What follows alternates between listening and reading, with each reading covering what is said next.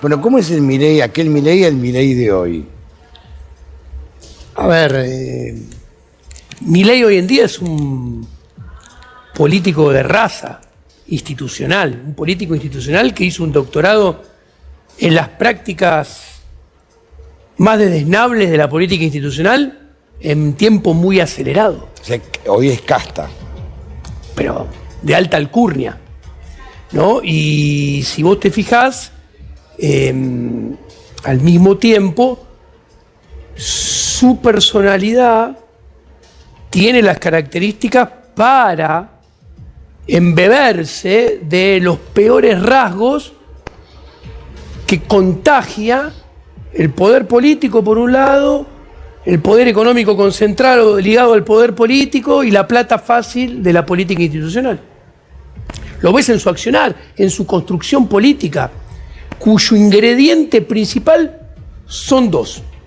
La dialéctica, o sea, plantar permanentemente blanco versus negro, Boca versus River, y en el medio a la violencia como metodología de construcción política y de poder. O sea, vos fíjate que, y esto es lo más preocupante, porque todo esto es filosofía política, todo esto es ética, y eso está por arriba de la política económica. Si Milei se ocupa de la política económica, como recién escuché que decía Fantino, no se ocupa de la política económica que cae de un paracaídas. No, la política económica que piensa, idea, construye y luego ejecuta es resultado, está debajo de ese paraguas filosófico, político y ético. Entonces es una política económica que es funcional a la construcción de poder violento, al antagonismo. ¿Y sabes cuál es el problema? Esto siempre lo repito. Bastiat, un filósofo francés del siglo XIX, que era congresista de la Primera República Francesa, o después de la Revolución Francesa, y lo cito por lo que dijo, la barbaridad que dijo el hombre del Atlantis, Sturzenegger el otro día, sobre la Revolución Industrial. Bastiat decía, era congresista y se sentaba a la izquierda. ¿Por qué? Porque a la derecha se sentaban los conservadores pro monarquía y a la izquierda se sentaban los liberales pro república que venían a cambiar el sistema. Digo, aclaremos que los nobles en aquel entonces iban a la guillotina. Los jueces que defendían a los nobles por la Revolución Francesa fueron aguillotinados. Exactamente. Hay que contextualizarlo porque no es gratis lo que dijo. Obviamente que no es gratis y apuntaba a eso, pero lo que yo estaba tratando de decir, Bastiat decía, donde entran las balas no entra el comercio. Claro. ¿Qué quiere decir esto? Démoslo vuelta. Que para que una economía funcione bien, tiene que haber mayor paz, mayor armonía entre los ciudadanos, porque cuanto más paz y más armonía haya, hay más contratos de comercio, por ende se necesitan más contratos de producción, en consecuencia se necesitan más contratos de inversión y entonces hay más contratos de trabajo, más demanda de trabajo, mejores salarios. ¿Qué sucede? Cuando vos haces una construcción política violenta, estás condenando a la política económica a fracasar, a la política macroeconómica a fracasar, y esto le pongo nombre y apellido. Esto lleva a fracasar a la micro. ¿Y la micro qué es? Es la realidad de la gente de todos los días, de el empresario pyme, micropyme de un lado, que arriesga su capital para producir bienes y servicios y crear trabajo, y el trabajador que el otro lado ofrece su trabajo al empresario para producir bienes y servicios. La construcción violenta destruye esto. Lo que pasa es que políticamente vos no podés, si estás gobernando, no podés dejar de pensar en el gobernado. Y si vos gobernás para un grupo, marginás al gobernado. Y el gobernado son 47 millones. Y la sensación es que no hay un mensaje o hay un encierro entre cuatro paredes en Balcarce 50 sin mirar lo que pasa afuera.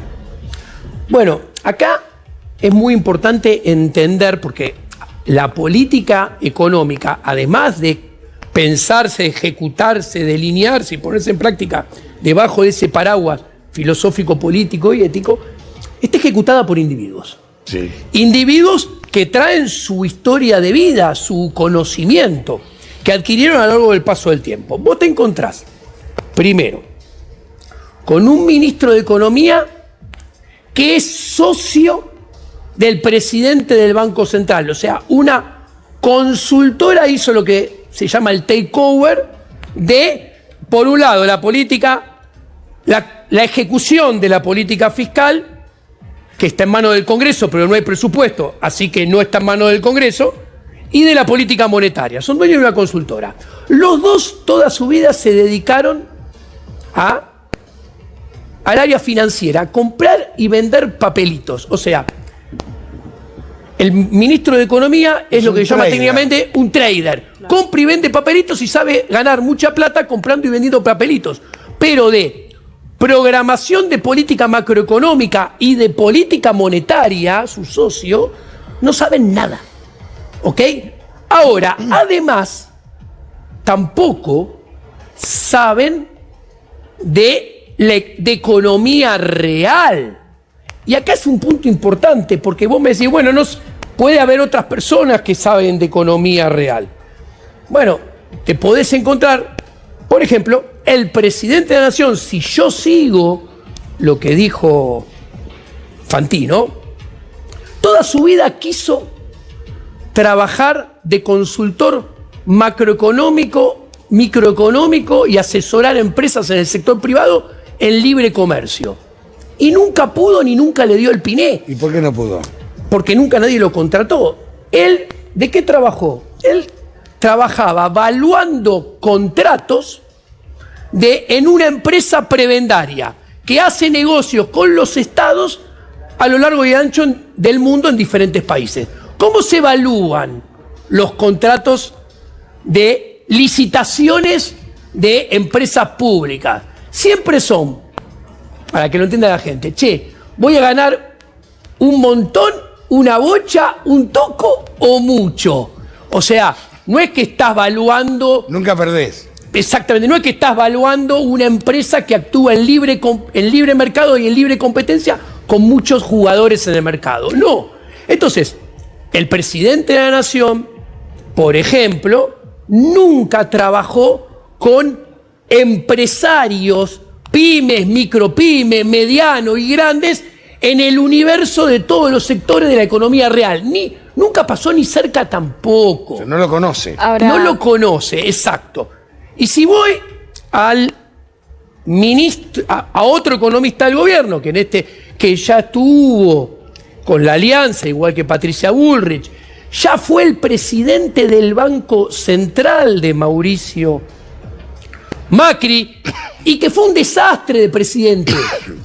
Fracasó rotundamente. A final de diciembre del 2015, principio de 2016, en la presidencia del Banco Central, y esto está en el segundo libro que escribimos con Javier Milei, Maquinita, Inflete y Devaluta, segundo apéndice. Estaba Sturzenegger ahí. Exacto. Le llevamos una presentación a Sturzenegger que está en ese libro, no estoy inventando, está documentado, que decía, si vos vas a hacer esto que pensás hacer con Mauricio Macri, metas de inflación, vas a hacer que Mauricio Macri se vaya con más del doble de la inflación que entró. Y ¿sabés que me contestó? No, esto es lo que yo tengo que hacer porque es lo que está de moda en el mundo. Yo le dije, pero ¿sabés qué pasa? Las condiciones que tiene el mundo hoy en 2015-2016 son totalmente diferentes a las que tenía en 1970 y 1980. Vos tendrías que hacer monetary targeting, no importa, otra forma de política monetaria. Porque Argentina, en el 2015-2016, tiene las características que el mundo tenía a final de década del 70, a principios del 80, y bajó la inflación. Nada, no escucha, no presta atención, juega su partido y así termina después. Este es Sturzenegger. Este es Sturzenegger. ¿Y en aquel momento Javier Milei qué decía de Sturzenegger?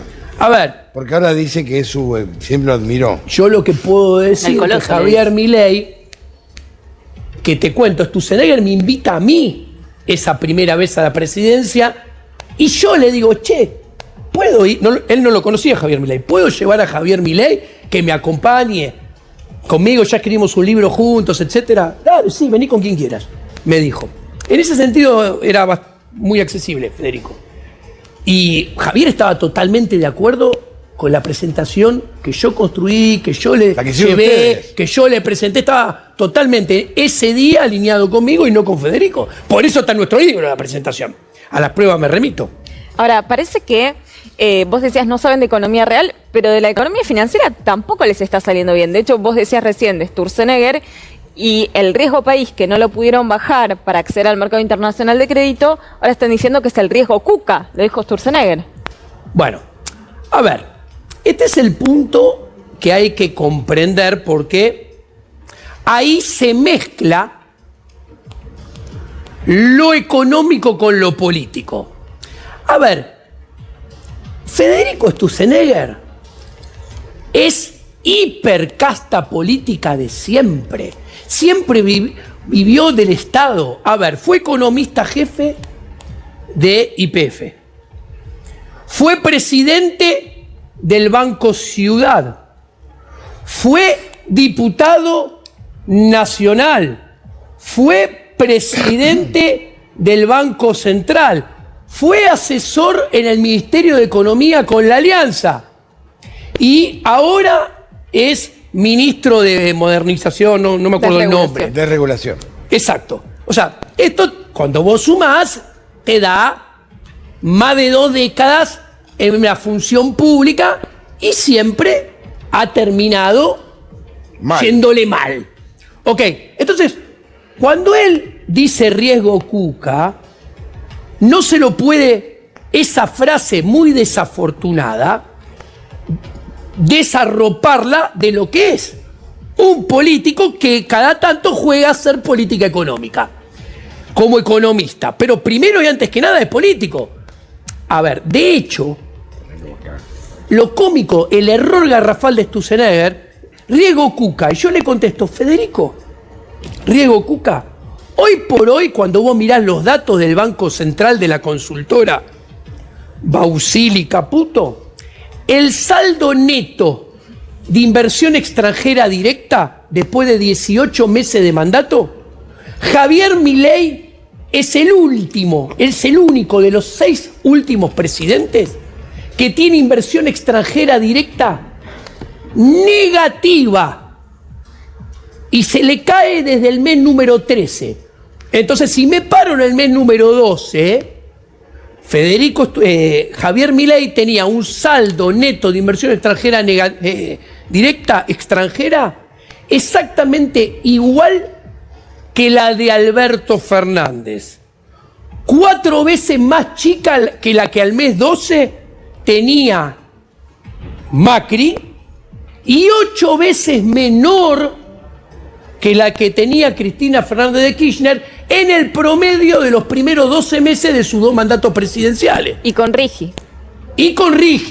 Si al mismo tiempo, digo, inversión de portfolio de extranjeros, o sea, ¿cuánto los extranjeros de afuera pusieron para comprar acciones argentinas, saldo neto en los primeros 18 meses con Milei?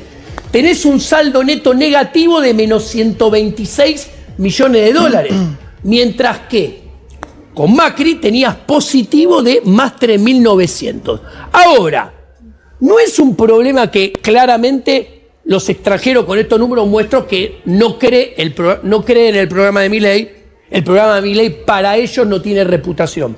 Sino que cuando miro toda la inversión, tanto la que no hacen los extranjeros con Milei, como ya mostré, más la que hacen los argentinos, y la mirás en términos del PBI, vos te das cuenta que Javier Milei, de los últimos 6 presidentes, es el que menos formación bruta de capital, menos inversión bruta tiene de los últimos 6 presidentes.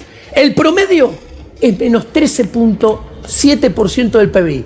Menos que Alberto, menos que Macri, menos que Cristina II, menos que Cristina I, menos que Néstor Kirchner. Entonces, Federico, los números te dan la espalda.